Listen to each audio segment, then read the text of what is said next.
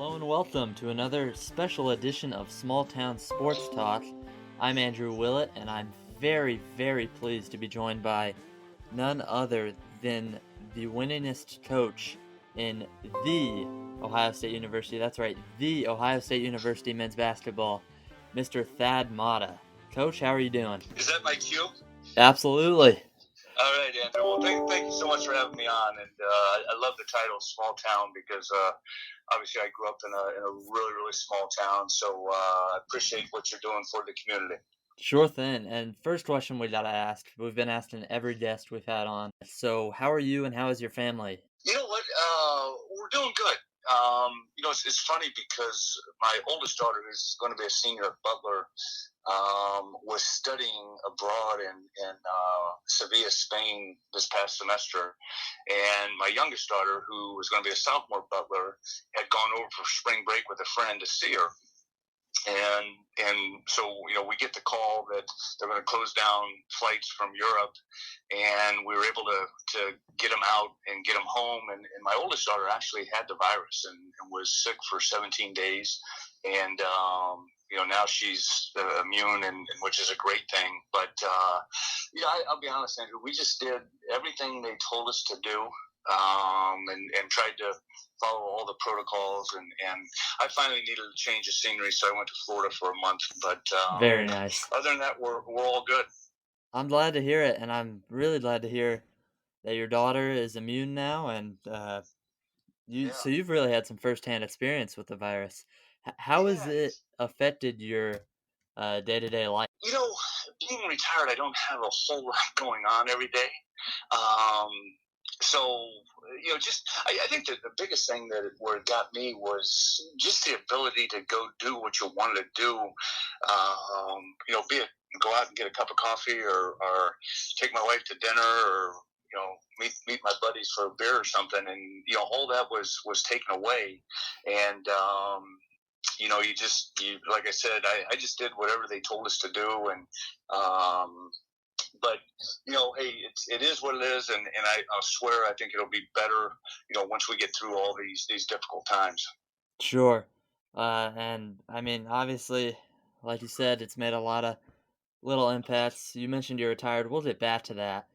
But a lot of impacts on especially the sports world, as we had no March Madness, the NBA playoffs beginning July 31st, still no baseball for a while. What have you missed? Well, I think probably like all people, just the ability to flip on the tube and watch sports. Sometimes the competitive nature, you want to see something, and but I think there's no doubt in my mind they did the right thing. That basketball game in late February that was at Lawrence Central, 5 people died from the virus there at the game, and actually I knew 2 of the 5, and wow. So I think from that perspective, without a doubt, all sports did the right thing, and as hard as it is, because everybody loves the game and wants to be playing it. For sure. And I'm sorry for your loss, Coach Matta. That's tough. It's one of those deals, and it's funny. A friend of mine, he's a prep school coach out in Rhode Island. He had called me, I don't know, about a month ago, and he said, "Hey, you guys are in the Midwest are getting screwed because it's all on the East Coast, it's on the West Coast. You guys are fine." I said, "Well, in all due respect, my daughter had it, and a couple people I've known have passed away from it. So I'm going to take this pretty serious." Absolutely. Yeah, you've had it firsthand, Coach. I know I'm a huge NBA fan, so I've missed basketball a lot. Some of the things I've been watching included The Last Dance. What have you been watching to just stay occupied? I'll be honest with you, I've never been a huge TV guy. So when I don't watch television, like when I used to coach, when I'd go in the hotel room, we'd be traveling for a game, I'd never turn my TV on because I would I want to turn it off. I just and so that Netflix, I got into, I think this was earlier in the year, I watched Breaking Bad, 62 episodes in 2 weeks. I guess they call it binge watching. Yep. Obviously, Ozarks, and then Outer Banks. so I finished the Outer Banks, and I want to go to the next one. And my daughter, I'm like, Allie, come in here. You got to get to the next series. And she goes, Dad, they haven't made it yet. And I didn't even know that. Oh, so, no. But yeah, that's the Netflix deal. You know, my wife and I went through when the pandemic first hit. You know, we would watch a movie every night and all that stuff. But that got old after a while. So, you know, it just whatever turns me on is what I check out. Sure. And no Last Dance for you? You know, I did watch. I didn't see them all, but I did watch that, and you know, it was interesting because I forgot a lot of the stuff that went on. It was good to get caught back up with that and watching that. I'm glad. Yeah, that was right around when you started your assistant coaching. It was funny. I was living in Coloween, North Carolina. I was an assistant at Western Carolina, and my wife and I actually got married down there, and we were living in a faculty housing apartment. It had like a concrete floor. I think we paid $100 a month rent for it. And we only got like maybe 5 channels. And one of them was WGN, which is what used to carry the Bulls. So I got to see that year every Bulls game, just because it was like the only thing that was on the television. I was infatuated with the triangle offense. And so I would sit and take notes as I was watching the game and all that stuff. So yeah, that was in my prime. That's some good stuff right there. I'm gonna digress a little bit here because you mentioned, and we are Smalltown Sportstalk, and so yeah, like not a better guest that we could have on, especially because Jonah and I both love basketball, and you went to Hoopeston, Illinois, where you played basketball for a team with the mascot, the Corn Jerkers. How did you make it from there all the way up to being the best coach in Ohio State men's basketball history? Well, you know, it's funny.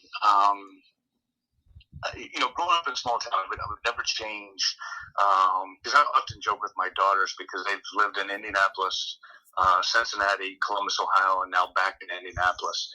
And I think the beauty of a small town is your morals and values that you're taught are probably a little bit different than growing up in an actual city. And but I knew that you know, when I left Hoopeston, my dad was an athletic director and went on to college. And quite honestly, I just wanted to be a high school basketball coach. I wanted to be him. And but I knew I had to get the college education. When I got to college, I said, you know what, I kind of like the lifestyle that my coaches have. Maybe I'll try to, you know, give the college route a go and see what happens. But I also knew if I ever screwed up in school that my dad would make me come home and I'd be working on a factory the rest of my life. And I didn't want to do that. Sure. Well, and you mentioned your dad was a high school basketball coach? He was athletic director. He coached every sport. He was the guy that you know, football, basketball, baseball. I mean, he did everything. My dad, he's a coach at my high school. He coaches freshman basketball. He's the varsity track coach. He used to coach cross country. He mentioned that he went to Miami of Ohio basketball camps in the 90s. Yeah. And he went to one, he said it was the year after you left. And he always comes back to me and mentions that Wally Zerbiak was just a monster in college. So that's actually pretty funny that my dad went to some of those camps where you were an assistant there for 2 years. Yeah, it's funny because I don't think schools have those camps anymore where you go in on a Sunday morning and stay till Friday afternoon. And I mean, it was just 24 hours a day of basketball, and it was fun as when I used to go to camp, and it was fun as a coach to be teaching for all that long. And it is interesting your dad was there. How did you get into coaching? Who were some of your role models? Well, obviously, Andrew, my father was probably my biggest role model, just because I grew up in a gym. I grew up on a baseball field, on a football field. I rode the bus. I was in winning locker rooms. I was in losing locker rooms. And you know, I just knew that it was something that you know, I laugh because I've always said I didn't go into coaching. Coaching went into me. Huh. And I just from the perspective of it's really all I ever knew in terms of when I got to Butler, I was an education major and knew that I wanted to teach and ultimately be a coach. And but I also think along the way, I've had the opportunity to work for some great people, and from Herb Sendek, Miami, to Phil Hopkins down at Western Carolina, to Charlie Coles back in Miami, and probably one of the biggest ones is Barry Collier, who's now the athletic director at Butler. What he did for my life in terms of I played for him my senior year, and then worked for him for a couple of years, and then followed him. He went to Nebraska, and he got me the Butler head coaching job at a very young age. Yeah, I was going to ask you about that. Speaking of coaches that you've been under, Barry Collier, you played for him. What was it like to go from playing for him to being assistant for him to eventually taking over for him? Well, it was probably the greatest thing because I've always said this. As I look at and I go to Butler, I have season tickets when I'm in town. I go, and to see where that program is today. Um, he is solely responsible for it. When he came in, he was an assistant at Stanford. Barry actually went to Butler too, and got the head coaching job in 1989.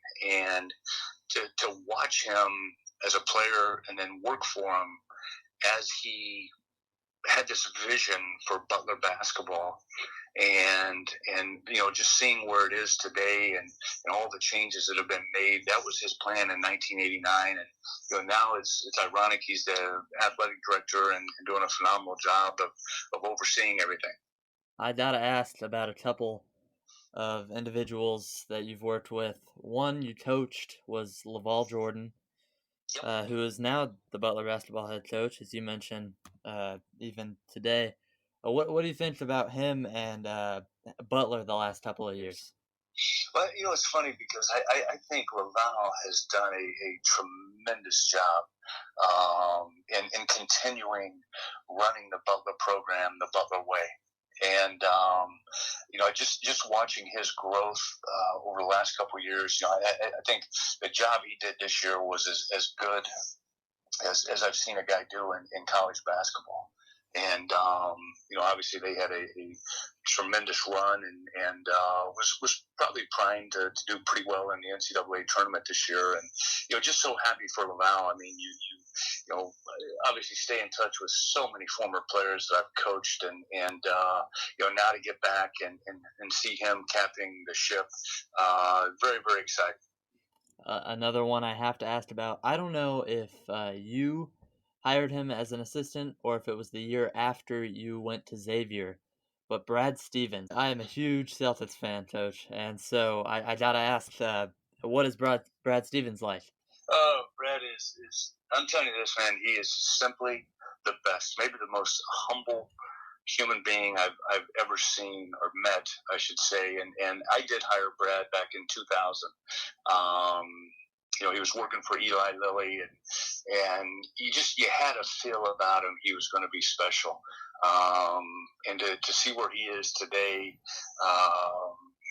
it's funny because when they have All-Star break, if he's not coaching, he comes down to Florida, and we spent some time together last couple of years. And you're sitting on the beach with he and his family, and people walk by, and they don't even recognize him because he looks like he's 18 years old still. Absolutely. And so, but no, I mean, just the job he's done. I mean, he's one of the best coaches in the game of basketball. There's no question about it. And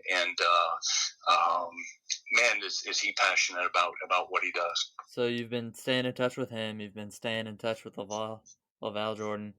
And you mentioned just staying in touch with some of your former players. You've had a number of just phenomenal former players, NBA talent, just great college players, including David West, Greg Oden, Mike Conley, Evan Turner, Kostas Koufos, Jared Solinger, another Boston Celtic of mine. Um, So I'm not going to ask you who the best player was, but if you could just talk about a few of those guys. Yeah. Oh my gosh, Andrew, I could go on forever. Well, I will say this: the best player I ever coached was unequivocally Greg Oden. Greg was an anomaly to college basketball, just in terms there was nobody like him. And, his freshman season at Ohio State, people forget he played with one hand. He had a cast on his right hand, which he was right-handed. I mean, he shot his free throws left-handed a majority of the season, and he led us to the national championship game. That's right. You guys just had an unbelievable year that year. 35-4, runner up to Florida. I mean, that's the kind of luck I always had coaching. Florida wins it in 06, and everybody comes back. Who does that anymore? So right? We get them in 07 again. But, I think, Greg he's such a special person. But, it's like Mike Conley. I mean, knew how good Mike Conley was, and nobody would ever believe me. I remember when they first got to Ohio State, Greg and Michael, one of my former players, they were playing open gym, comes in my office and goes, "Hey, that little guy that came with Oden, he's pretty good." And I'm like, "I know." And you think about him being a point guard and as a freshman taking us to the national championship game. You had mentioned David West. David was he a special player just in terms of how competitive he was. Like in practice, he would not do a drill unless there was a winner or a loser. Everything there had to be competition, and I always said this about he and Jared Sullinger. They were probably the two most consistent players. I always knew I was going to get 20 and 12 from David, and the same thing from Jared. It was like clockwork. We went in at halftime, and Jared had 6 points. I'm like, all right, he's going to get 14 in the second half for sure, because he did. And David was the same way. And Evan Turner's another one that just watching his progress for 3 years at Ohio State and how he developed and I will say this, he did it through hard work. I mean, he would dedicate himself to the game and getting better. I will say one of the funnest players that I ever coached was D'Angelo Russell. Yes, I had to ask about him because I've got a friend who is a huge D'Lo fan. I tell you, he was fun to coach because you just never knew what he was going to do with the basketball. So even in practice, I mean, he would make some plays, and you're just like, wow. Yeah, he was good. But like I said, I could go on forever about players and the guys. I mean, it's funny because a guy like Aaron Kraft, who was played professionally. In fact, he just finished in Italy, and he's going to retire and go to Ohio State medical school, become a doctor. But he was another one that was just so tenacious on defense. 4 point, he was an academic All-American all 4 years, and was the National Scholar Athlete of the Year, senior year for men's basketball. I mean, just I was very, very lucky in who I was able to coach. And as an IU fan growing up, I can't tell you the amount of fits that I had over Aaron Kraft and Jared Sullinger. Just Ohio State teams killing me. But I'm gonna ask, what were some of the similarities that you had between the 2006-2007 Final Four team and the 2011-12 team that you had? It's funny. I would always get asked that. The team in 07 was so unbelievable. Like, I remember driving home, at night after practice and be like, "Oh my gosh, I've never seen stuff like that." I mean, because not only Greg and Michael, but you had Othello Hunter on that team who played in the NBA and is still playing professionally overseas. He's one of the top overseas players in the country. You had Daquan Cook, who was also a freshman that was drafted 24. He didn't even start for us. And but the 12 team was. I love that team because we had just had a unbelievable season the year before. I think we started like 24-0. That would have been Jared and Aaron's freshman year, and John Diebler and Dallas Lauderdale, David Lighty. There's another name there, David Lighty. He only won 137 games in his career at Ohio State, and just loved that kid. But they were probably two completely different teams, just the way we played, and but man, were they fun to coach. They were great guys on the team. Everybody was had bought into what we were trying to do, and it made winning even that much more fun being with those guys. Can you share with us some of your favorite memories from Ohio State? God, there's so many spectacular memories. But I think probably the one that sticks in my mind the most. And I'm actually sitting in my office. I got the picture. He's got the ball above his head. He shoot it. But my first year at Ohio State, when we took over there, nobody in 2004, nobody ever remembers where that program was. In terms of, we were banned from postseason play, docked scholarships, docked recruiting days, docked official visits, all this stuff for a crime that we didn't commit. And we knew that going in. But, after I took the job, the athletic director, Andy Geiger, told me, says, Dad, if you win 10 games with this team, it'll be a miracle. That team ended up winning 20 games that year. And the last game of the year, regular season, we were playing number one in the country, Illinois. They were 29-0, and they had beaten us pretty good in third place in the first Big Ten game of the year in early January. And we had B.J. Mullins, Daquan Cook, Greg Oden, Mike Conley were supposed to be there. David Lighty was coming to the game. It was a Sunday afternoon at 12 noon, CBS game. And I told the coach, I said, look, we can't get blown out with these guys in a team. We got to keep it close. So, long story short, we open up. We're down 14-2, and we were on the verge of it was going to be ugly. And somehow we kept rolling. We kept it close. And second half we're down 8. We get it to 4. Go back to 6. So, long story short, with 12 seconds to go, 12.3 seconds to go, they miss. We get the rebound. We're down 2. So my point guard, Brandon Fustiam, is walking the ball up the floor like there's 38 minutes left in the game. So I sprint to half court, and I'm like, get over here, call a timeout. So there's 12.3 seconds to go. And I turn to my coaches, players sit down, and I said, look, what do you guys want to do? And they said, go down, low the dials. Go down, low the dials. Go down, low the dials. And I said, do you really want to play these guys for 5 more minutes? I said, we're going for the win. So nice. Drew a play up and worked to perfection. Matt Sylvester hits the shot. We end up knocking off the number 1 team in the country, undefeated Illinois. And the reason that was so important in year 1 was it set the tone. It gave us a belief. It gave the players a belief in who we were and what we were doing. And, the funny thing is the next year we go into the Big Ten, we're picked, I think, 8th or 9th, and we win it in year 2. We win the Big Ten outright, and then the next year we're playing for the national championship. And so with that said, that was one of the great memories. We had a game. It would have been in 10-11, the year 10-11, where we're playing Wisconsin, last game of the year, senior day, and they had knocked us off up there in a real close game. And it was something, I don't know what happened after the game, but they rushed the floor and all this stuff. So they came in, and we beat Wisconsin by probably 30. And the funny thing is, we missed our first 3-pointer and then made 14 straight. I mean, it's just one of those games where nothing could go wrong. And that was not the game where I dropped my gum either. That was in 07. I don't know if you've ever heard I was that going to ask you about that, Coach. Yeah, the great thing about that is, and I told this story before,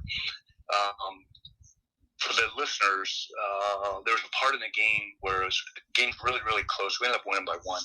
But I was yelling, and my gum fell out of my mouth onto the floor. I did what everybody else would have done, bent over, picked it up, threw it back in my mouth. So after the game, I think my dad was at the game. I call my mom.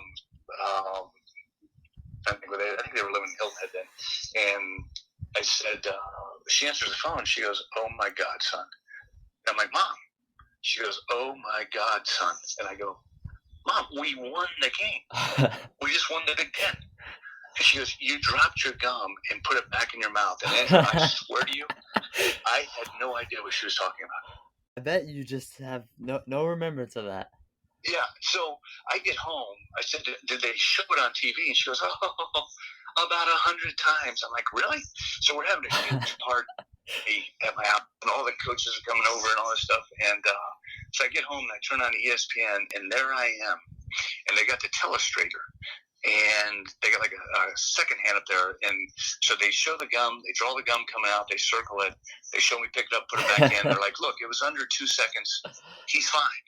So the moral of the story, though, goes to that game was on a Sunday. On Tuesday, this box, I can't even explain to you how big the box was. It was full of gum from the Wrigley's Corporation, the president up in Chicago.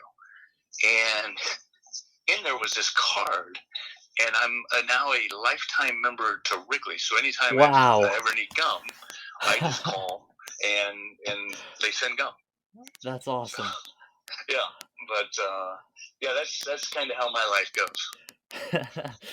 So, like, that's gotta be something to dream about. You being all over Sports Center, not for the Big Ten championship that you just won, but for the gum. Yeah. That's awesome. So, When you search Thad Matta on Google, the second thing that comes up is what happened to Thad Matta. So I'm just gonna ask, what happened to Thad Matta? somebody asked me the other day, and they said, "Where have you been?" And I said, "Missing." So, no, honestly, I moved back to Indianapolis. I split time here in Marco Island, Florida. And honestly, just kind of been hanging out, and the one thing I found, and people probably all did the same thing in this pandemic. My wife brought up just boxes and boxes of pictures of family pictures, and so they're going through them, and I'm like, where am I in all these pictures?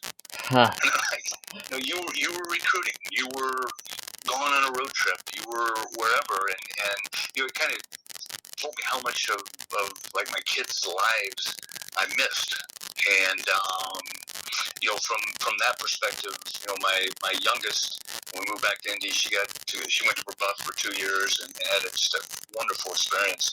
And but I get to see her track meets, her cross country meets, and those were things that I just never got to do when I was coaching. And but yeah, just kind of hanging out and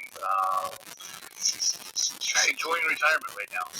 I'm glad to hear that, and that's one of the things Coach Painter was talking about when we were talking to him on our podcast. Was like, he said he's around other people's kids more than he's around his own kids, and he's not proud of that.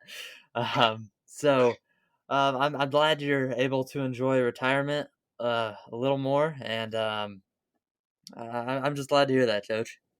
Thank you. Yeah, it was a long run, that's for sure. I guess I'm glad you're enjoying retirement, but I gotta ask, what kind of an opportunity would it take for you to get back into coaching? It's a great question. And I have the last few springs messed with some jobs, and I tell people it's got to be the right situation for me, and I don't know what that is. My gut will tell me in time if it's right. It's funny because I've the last few years sort of been the guy coaches call late at night, and I'm like a therapist for them. And guys will be like, "You're not gonna believe what happened tonight." I'm like, "Yeah, it happened to me too." Like, "Well, this I'm like, stuff like that does happen." Yeah, you've been there. Yeah, it's amazing, but yeah, I don't know what the right situation is, and I think if the opportunity presents itself, As I have at some other places, I've taken a really, really strong look and just didn't feel it was the right timing. And, this spring with the pandemic, there wasn't a lot of jobs. But there's no way I could have taken a job this spring, and not knowing when you're going to ever meet your players in person and that sort of thing. For sure. So we've got a few more, and then we've got our 60-second speed round that we always get to. Okay. But I'll ask you, as a guy who's been in college basketball from 1985 to 2017, like, what changes have you noticed, especially in recent years, to the college game? Well, obviously the transfer thing is something that is just dramatically changed the game of college basketball. I think I always used to tell this to people: of the top 50 greatest all-time NBA players, how many of them do you think transferred in college? One. And technically he didn't transfer. It was Larry Bird, yes. He quit IU, went home, and Indiana State got him. So technically, I guess he would be a transfer. But and I say that from the standpoint of what's changing now is if things don't go kids' way, they don't like they just leave. As opposed to, you get your butt kicked as a freshman in practice every day. You go back and say, hey, I got to get better. I got to work harder. I got to find things that I can do better to help this team to get on the floor, as opposed to, I'm just going to take my ball and go home and I'll go somewhere else. I think that's one of the major things. I think the other thing is now with the social media, it just is in a lot of ways ruined a lot of things about the purity of college athletics, and it at times I could see it just messing with players' minds, and I'm not a social media guy, and if the listeners had any idea how difficult this was for you and I to hook up to do this interview, because I don't know anything about technology. But those are the things that I think probably the two of the most dramatic things that have changed. The realization has been lost in terms of the parents thinking their son's an NBA player. I'd have parents coming to my office going, my son's going to be an NBA player. I'm like, no, he's not. Look at his body. Like, NBA players are different, man. I mean, they got long arms. They got, they're built differently. I remember the first time I ever sat down with David West, I couldn't stop looking at his hands. His hands were huge. And, sometimes there's really nothing wrong with going to college, getting a great education, and playing a sport while you're there, and then when it's over, go on with life's good work. Your thoughts on Jalen Green and Deshaun Nitz and a few other highly touted recruits choosing to go through the NBA G League, which is now an option? Yeah, it's funny, and that to me it would be the third change, because I think you're going to see that more and more. And quite honestly, I don't blame them.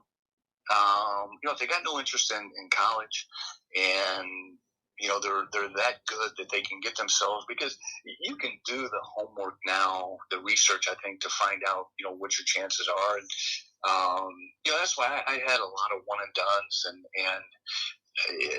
there was only one that I said I never said it publicly, but to him I said, I think you need to come back. But the thing about all athletes is their ticket is their body, and we all have a lifespan in terms of how long we can do something, and the quicker they can get to it, good for them. Coach, last thing is our 60-second speed round, and you ready? I'm ready. All right, starting right now. Who is your favorite current NBA player? Favorite? I'm sorry. What was the favorite current NBA player? Yep. LeBron James. Favorite all-time NBA player? Larry Bird. Me too. Go-to pregame meal or snack? Go-to pregame meal. Jimmy John's sub. Nice. Favorite non-basketball sports team? Indianapolis Colts. Favorite movie?